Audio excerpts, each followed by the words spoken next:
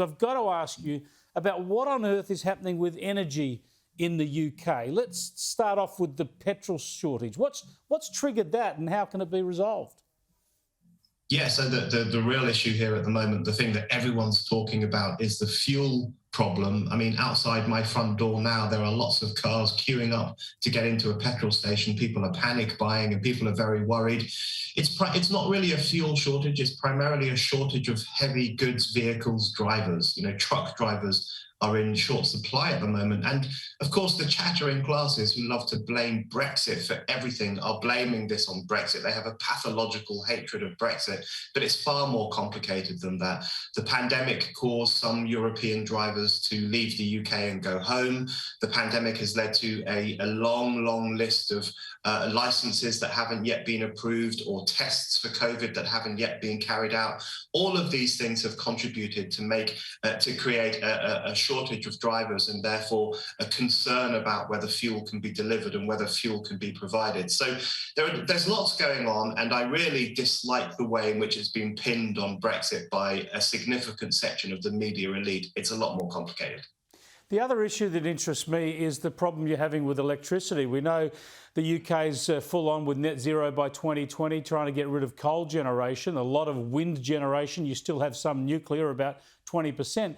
But in recent weeks, they've had to fire up the last two remaining coal-fired power stations because there wasn't enough wind and you're caught short.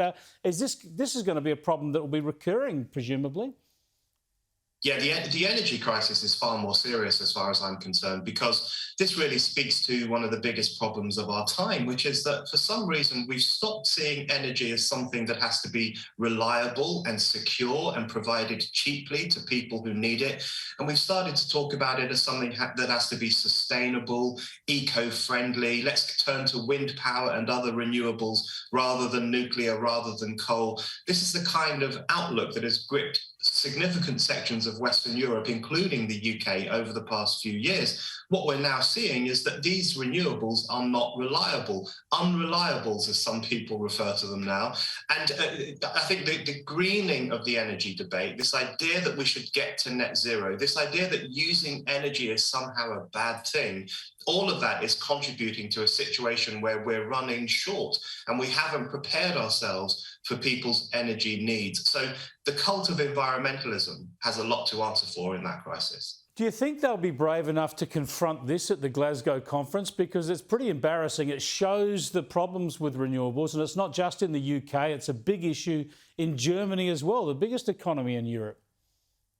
That's right, and it's such perfect timing that the COP is happening at this moment when there is an energy problem and an energy crisis. I really hope they can be honest with themselves that our politicians have helped to bring this terrible situation about.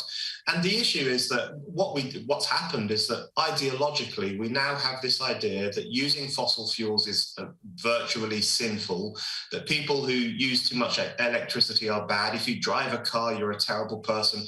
We've developed this idea that using energy to live your life, to have a nice, comfortable life, somehow makes you a sinful person, a destroyer of the planet.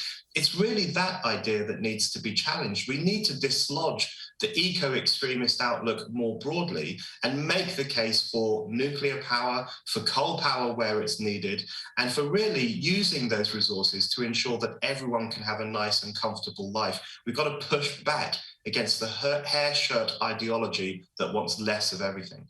Yeah, good points there, Brendan. Thanks for joining us. Thanks, Chris.